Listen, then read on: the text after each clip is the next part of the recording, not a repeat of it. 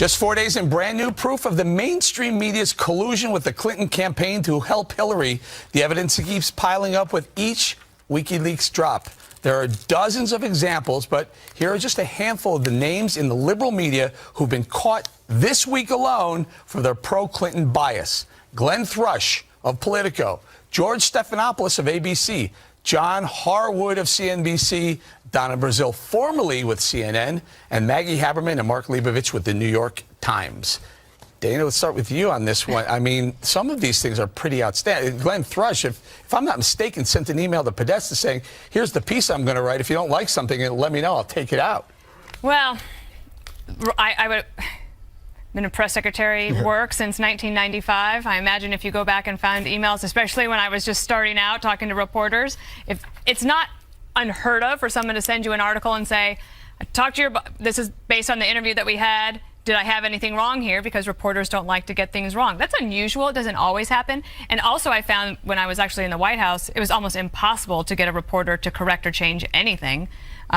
So I agree some of this stuff looks bad, but I also know what it's like to be, at least on the press secretary side of things, trying to arrange interviews with reporters. And I have to say, if WikiLeaks, if the shoe were on the other foot, what kind of things would they find from conservative-leaning media to people like the Trump campaign?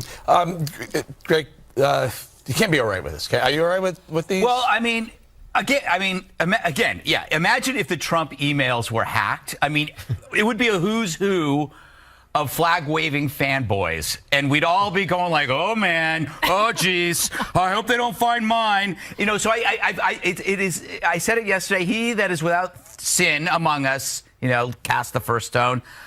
There is media bias in here. I went through the entire list. We just named names, and we didn't give one single bit of evidence on that, just the names. But we know that, you know, out of this thick pile, I found like 3 pretty ugly things. I mean, you have Glenn Hutchins, you have Thrush, you have Brazile.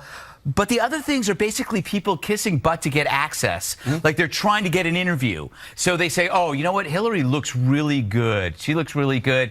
And maybe that'll help. There's a lot of that in this thing. That's how I got suckered into granting an interview in January 2009 to a reporter who I will not name.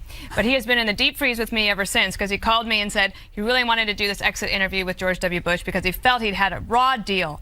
And he was going to set the record straight. And I said, wow, this is amazing. That would be great. It was a wire service. So I grant access. I go the full 9 yards. He gets to go to the Oval Office. That piece came out, and it was the worst piece, or you know what, I have ever seen. Watch your mouth. I felt so bad about falling for that, but that was how he got it. He convinced me that he was going to write this good piece, and so that sometimes that happens. Okay. Can I add John Harwood to that? I know, he knows John who he is. Harwood was at least as bad as any of the rest of them, sending emails to Podesta saying, hey, this is where I want to go with this. What do you think of this? I mean, it's ridiculous what Harwood did. I mean, so Donna Brazile gets fired from CNN for what she did, and rightly so. She should have. CNN got rid of her fast. They're doing an investigation. We don't know what happened. But some of these other ones, Glenn, I mean, Thrush saying, I'm a hack. Here's my piece. Tell me where I'm wrong. I mean, are you okay with it? Yeah, I mean, look, this is what we've been talking about at this network for so long, about the mainstream media bias, and media bias that is really prevalent. It's been focused on and highlighted in a really extraordinary way during this political process of the primaries and the general election. So, you know, all of this is coming out. But again, I'm quite sure that there's some of this, you know, on the other side, people working or talking, and that you know, to be fair. But nevertheless, this is what's being exposed. So maybe everyone's going to learn from it, and perhaps by airing their dirty laundry out, they're going to aspire to do better and more professional journalism. Well, okay, one good thing about this whole email thing is this stuff has been around since the beginning of time. We know there's liberal bias. The emails act in a way like a flashlight in a dark alley, and you're seeing all the rodents and everything happening. So it is helpful to know that we knew it exists. We weren't crazy. Yeah, we weren't crazy. Can I draw a big distinction on some of these things? There should be a huge line here between the quote unquote the news journalist and the opinion journalist. Should there not be? Absolutely. Okay, and so talk to me about these examples we talked about here. Well, I think what you see here is what Dana described, and I was just hoping Dana wasn't going to call me out at some point. I'm sure I was trying to win a curry favor. No, I tried to with get Dana. interviews. I tried to get you to come do interviews with Bush back then. Well, I'm just saying, I think reporters are always trying to ingratiate themselves, left and right wing. That's just the truth. So Greg says, yes, there's a liberal bias. I don't think there's any question there's a liberal bias in most of American media. But let's stop for a second and think about two things I would ask you to pay attention to, Eric. One is, I just can't believe it, but I think the liberal and conservative media have just bought whole hog the idea of Russia leaking information to damage one candidate. One candidate. And I don't know how we get by that. I just think there's a corruption in there. And I know most people say, well, it's out there, Juan. What are you going to do with it? You can't ignore it. But I just think, wow, this is amazing. We're letting a foreign government influence our election. Second thing to say is there's a whole industry that has really taken to Trump. I mean, I'm thinking about cable news, tweeting, partisan websites. Steve Bannon, who was running Breitbart, now runs his campaign. And there's, remember Ted Cruz's dad working for the assassinate JFK? That was all over the front of the National Enquirer. And you think about people like Peter Schweitzer, whose book Clinton Cash is now behind the whole FBI thing. Peter Schweitzer, Ed Klein, guilty as sin, Dick Morris, Dinesh D'Souza. Hey, watch it.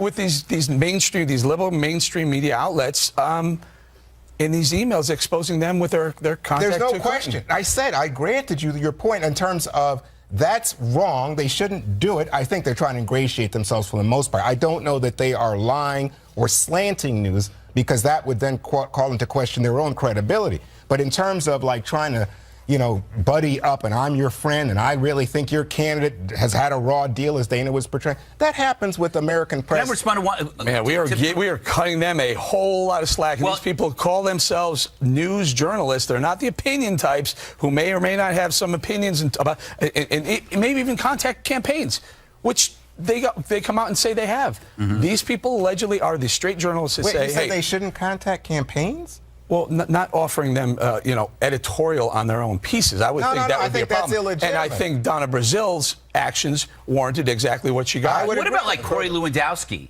What about him? What is he doing? I mean, you have no problem with that? That he was getting paid by Trump? He's a contributor, yes. And he's an opinion. So he's getting paid by Trump while he was at CNN.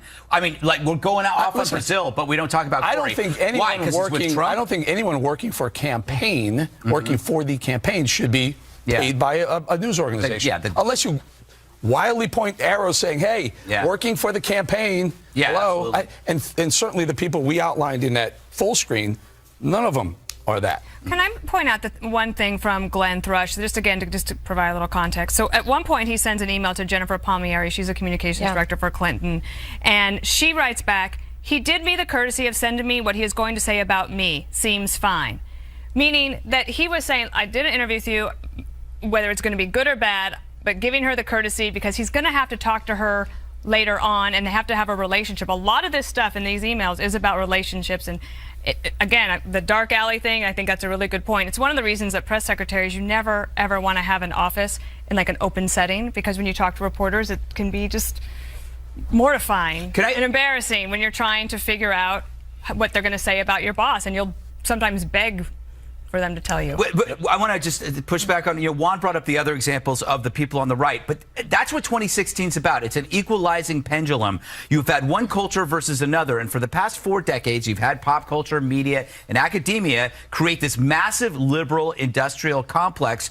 So when you mention all that new media, that's actually the pendulum, the normal required adjustment to make it equal again. It's thumbing your nose at all of the last 4 decades. That's why it's been helpful and explains the visceral impulse to vote for Trump, is because he's leading the thumbing of the nose against identity politics. You know what? I think that you're right, basically. Let me just start by saying that. But don't you think when you look at the fact that we are the #1 cable network, when Rush Limbaugh's the #1 talk radio show in America, when Drudge is up there, I guess, among the top websites in America. Breitbart has, gone out. It seems to me, wow, I don't think conservative points of view are in hiding or not. But what happens is they're not, because all of the other areas are taken, This is where people, this is one of the few avenues. You have talk radio, Yeah. you have cable, Fox News. Where they gravitate Few, towards. number one cable, number one radio, number one Pop website, culture. Wall Street Journal, Pop number culture, one. one TV You show. don't have several cable news networks who are competing for the same liberal talking points and the same liberal voice. You don't have.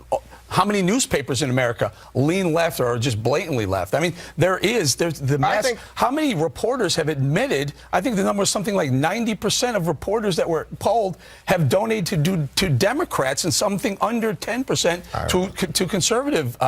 That's possible. I don't know, but campaign. I think There's that's an wrong. inherent bias, just Of course like there on is. that side. My point with this was, come this way. hey, these people aren't supposed to be doing this. They aren't supposed to have a liberal bias. They're supposed to be straight journalists. They're supposed to deliver the news.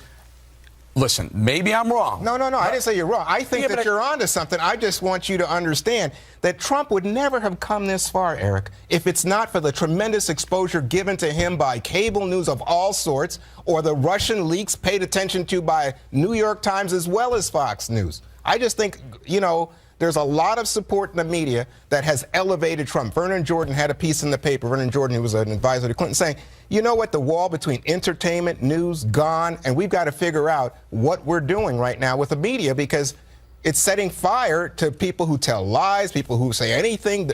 Experts are reviewed as idiots, and people who are trying to gain some advantage with one camp or another. Somehow that's worse than the journalists that we just portrayed with a full screen. Somehow this what you call conservative bias is worse than news people.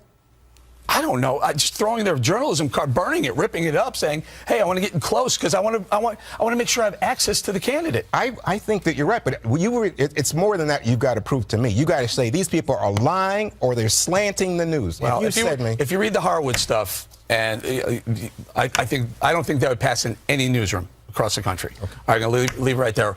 What have the nominees been up to on the final Friday before the election day? Live updates from the trail next. With 4 days left to go, the nominees are crisscrossing the battlegrounds. The latest average of polls shows this race keeps on tightening. In a four-way polling, Clinton only leads Trump now by 2 points. It's about the same in two-way surveys. What are their strategies to get across that finish line? 4 days feels like a long time.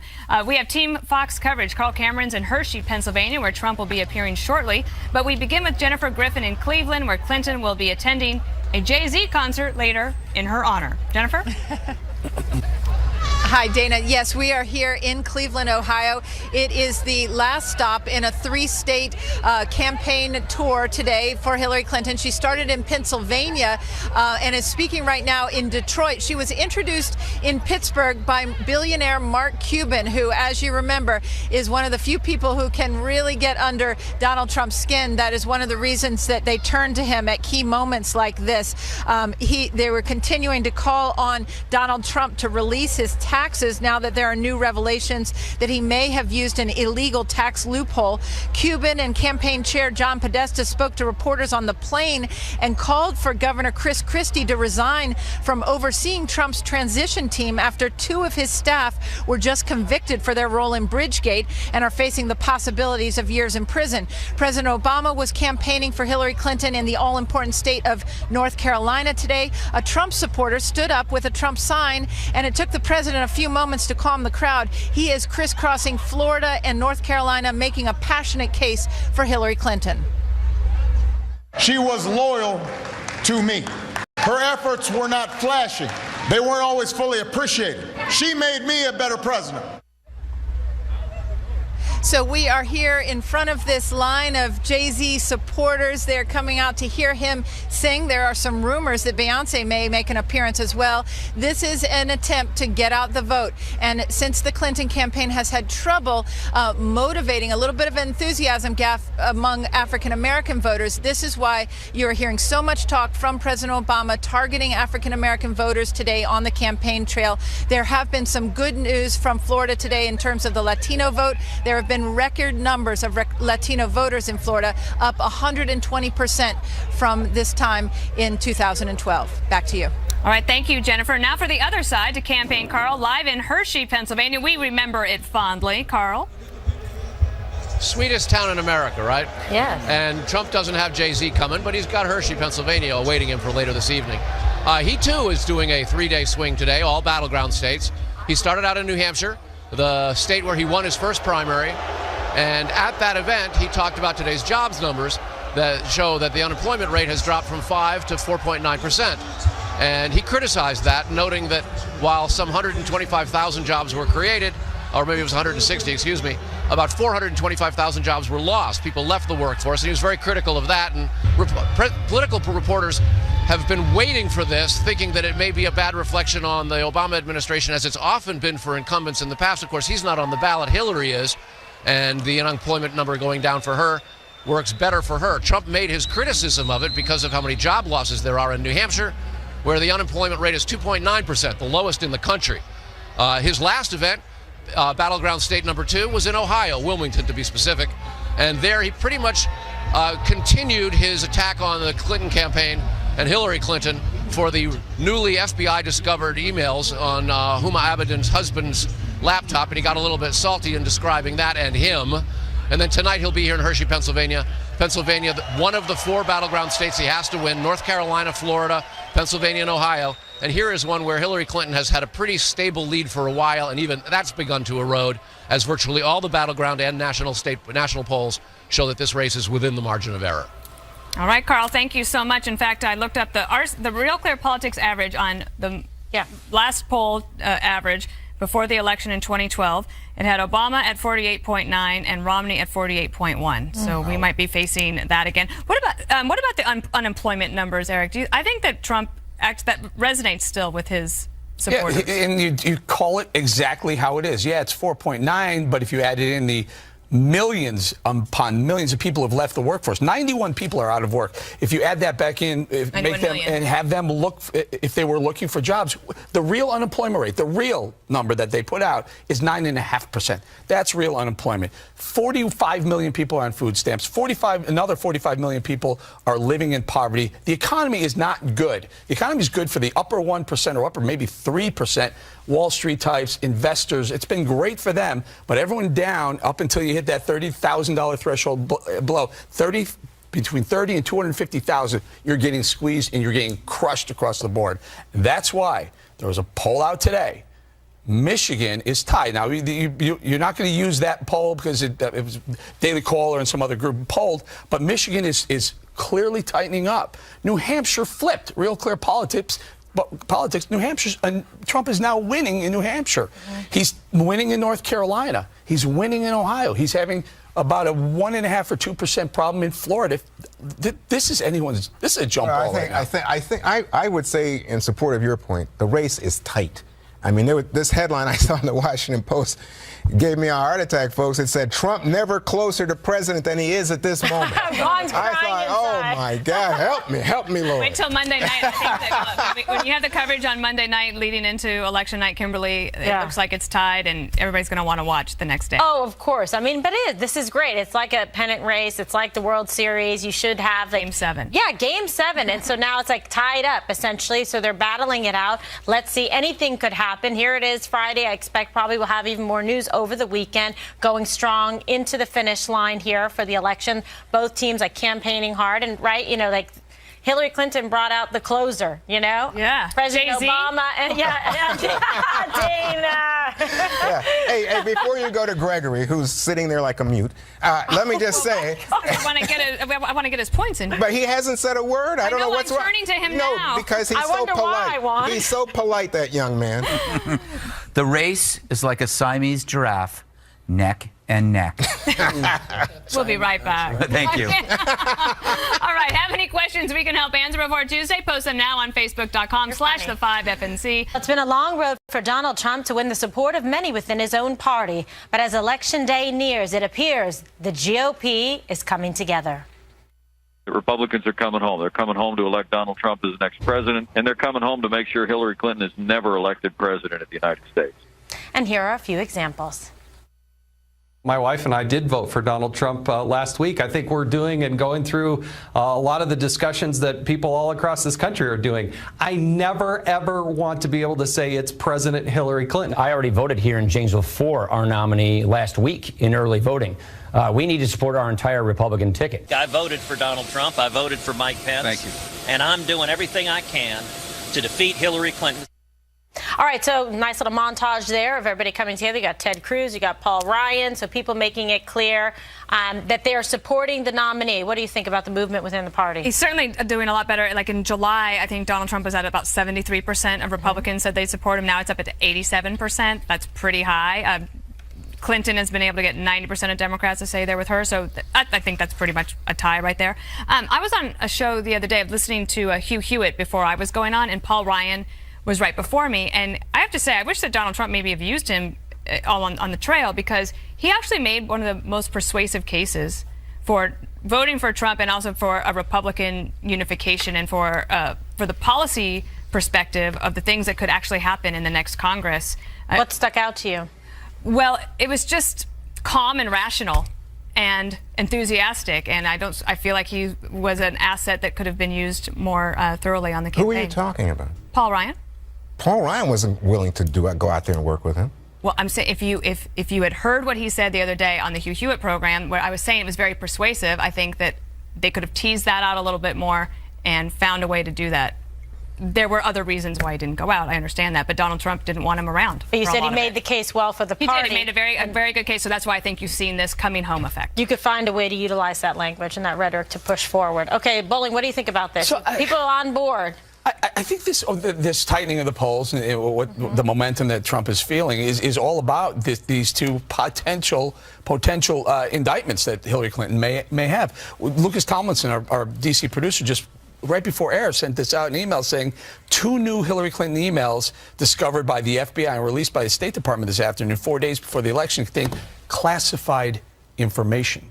So now there are 2 emails that we know that Huma Abedin sent to Hillary Clinton involve classified information, involves leaders from the UAE and Afghanistan and the UAE Crown Prince. So it's going to continue. I think if Trump is just smart, and I think he is smart, just stay on message, stay on point, and let this stuff speak for itself. Okay, so Greg, maybe there's a feeling like perhaps there's the chance of victory and having a Republican ticket that's strong and voting straight down the board. It's scary because it could be so close that if Trump loses, people aren't going to be happy. If Hillary loses, they're not going to be happy. And you have a Supreme Court of 4 against 4. If it ends up like it did with Bush and what's his face, the global warming guy, it could be pretty ugly. It could be this election night could be longer than puberty and twice as stressful. Are you still going through it? Yes, I don't buy the coming home. Voice. I don't buy the coming home metaphor at all, because when people always bring up home and family, it's to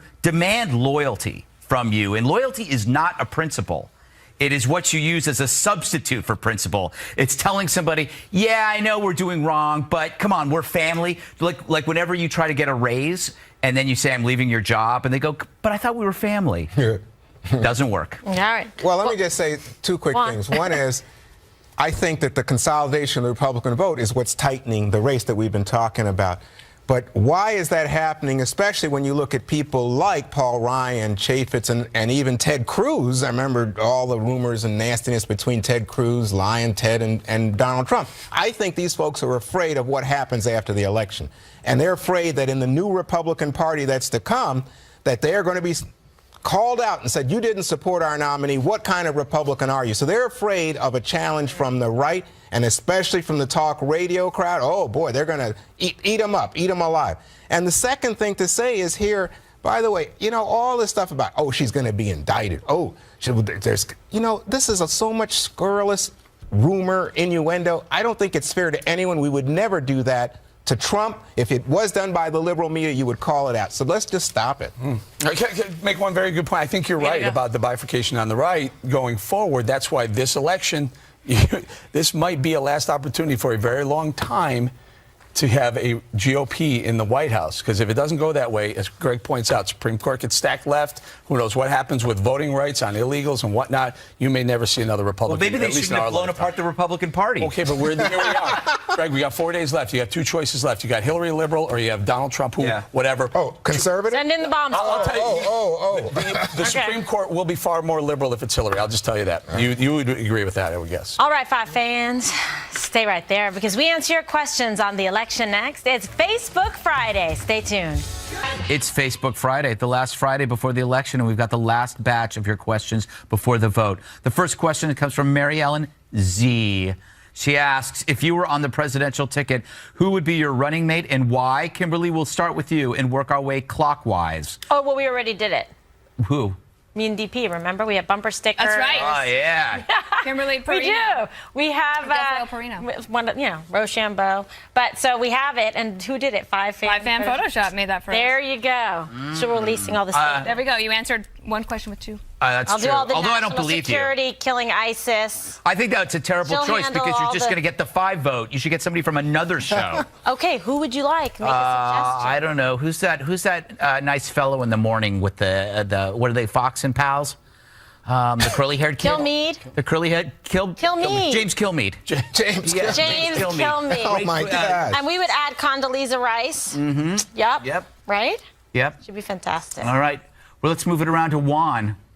If you're running for president, who would be your VP? Running mate. Oh, Condi Rice would be terrific. I She's like not her a available lot. for you. Not available? No. Oh, okay. Can Britt Hume play? Or Yeah, you can play. Yeah, because he's going to leave the 7 o'clock show. So That's true. Oh, so he's available. He's available. He's available. He was trying to retire and have a good time and relax for a second. Just for a minute. Yeah. I can't think. I don't Just know when who they- else could they I need to pick. play I back mean, in. I don't know. I'm not you, Juan. okay, I give Only up. I give you. up. Thank you. Make Why don't the you choice. pick your All right, friend I'm moving Ben past you Carson? now, Juan. I pick Clarence Thomas. But yeah. Well, okay. Oh, There you go. pick, please. Yeah.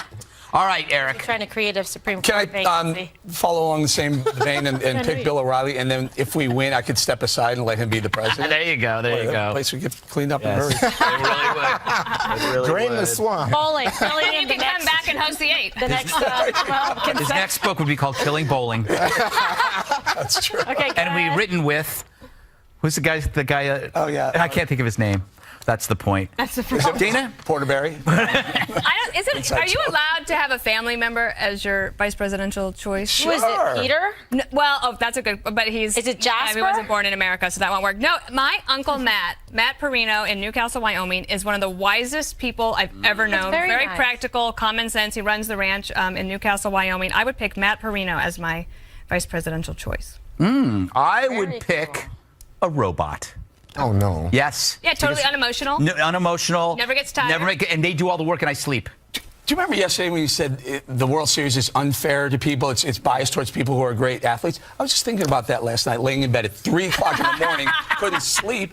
Robots. Yes. Where the programmers are the athletes and the robots are doing all the playing for you. Yeah, That's it's just like what's the game with the fighting robots that you see on the Rock'em weekend? Sock'em No, I don't know. robot? I don't know what I'm talking Westworld. about. But let's go to the next question before this completely falls apart. This is from Eileen R. She writes, what is the first thing, we'll go this way, what is the first thing you will do the weekend after the election to unwind from it? 8 book signings. Oh, wow. I'm going to head to Colorado, and I've got, this is on DanaPerino.com. You can check Colorado. I get to go to Cheyenne, Wyoming on Sunday, November 13th. Haven't been there in a while. And then I'm going to go to California, and then I'll be back. Wow, that's not unwinding It's not at all. unwinding. That's the opposite I'm of going to unwinding. unwind on December 23rd. Excellent. Nice. I will go to the beach, no matter what the weather is, and spend the weekend and walk and run or do whatever and just relax and drink Blue Moons and vodkas. Nice. Interesting. Wow. Together? With the, No, different nights. So what about with the orange slices? Yeah, both of them. That's a good idea. So who won?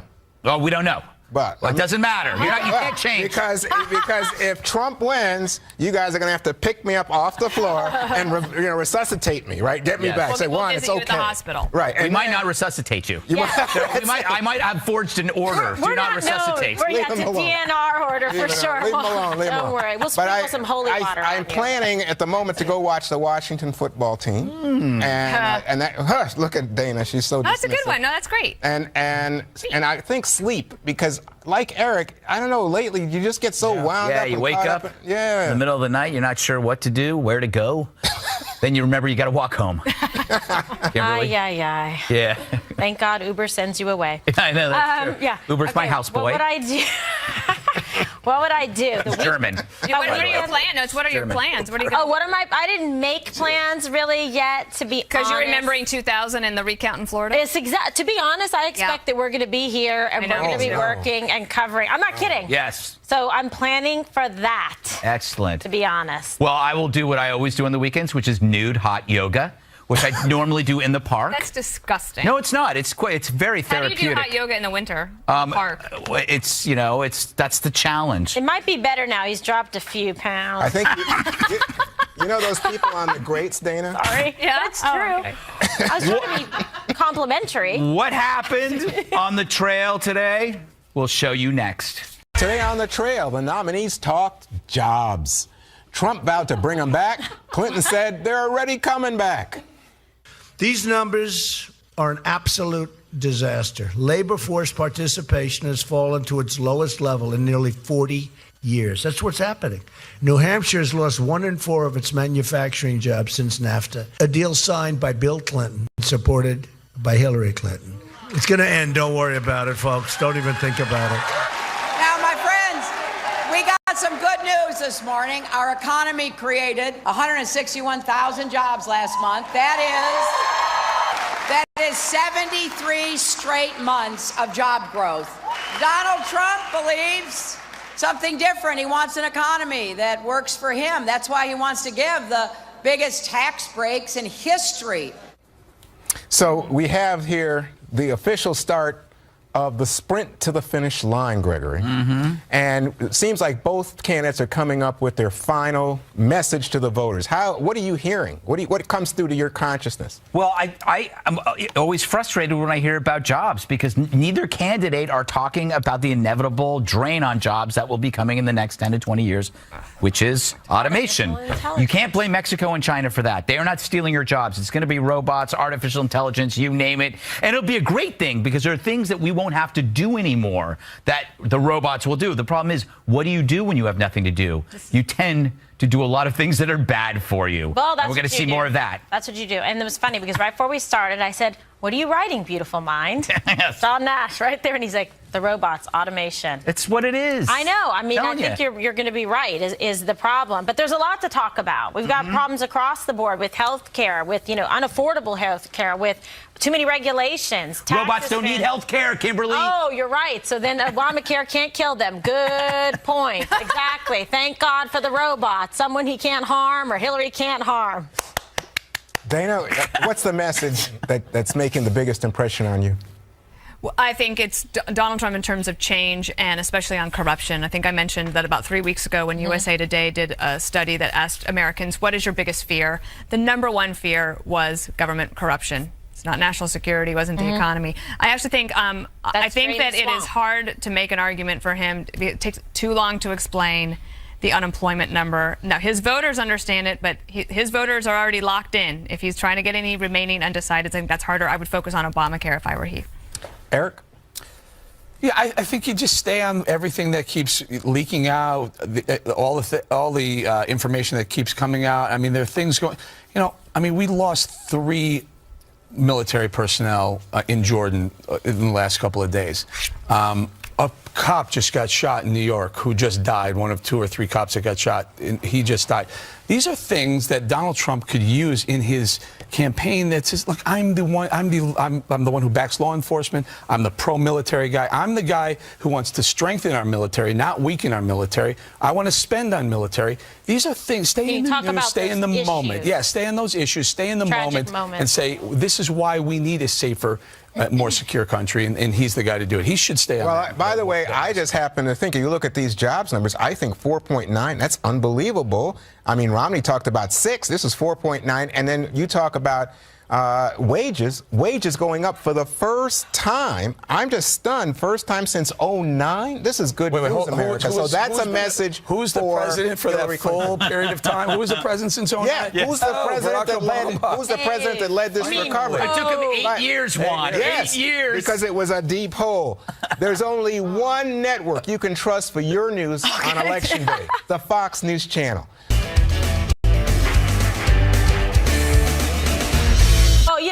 All right, mine is about a serious story, about a legal case that we talked about a lot on this network, and everybody talked about. A jury has found Rolling Stone magazine, its publisher and reporter Sabrina Rubin Erdely responsible for defaming a former University of Virginia associate dean in the 2014 article about sexual assault on the campus. They concluded that they were responsible for libel with actual malice against the former UVA administrator who oversees the sexual assault cases at the school. And you remember this article was titled "A Rape on Campus." Magazine was held responsible as well. The publisher, all across the board. So it's an interesting case about legal responsibility. We would be doing that story if we were doing campaigns, but it's amazing. That story.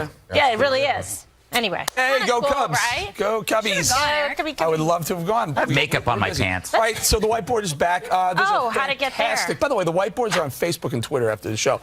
There's a fantastic Wall Street Journal op-ed today, Cost of Clinton, and they talk about what Hillary Clinton is going to be Barack Obama on steroids. Basically, they're talking about the higher taxes that she's going to bring, the Obamacare subsidies that are going to be jacked up, more money spent on entitlements, and way more regulation on businesses, and that will cost. And this is my 2 cents down here, that even after 8 years, President Obama spending $9.6 trillion, get this, he will be the only U.S. president in history to not have one single year with 3% GDP growth.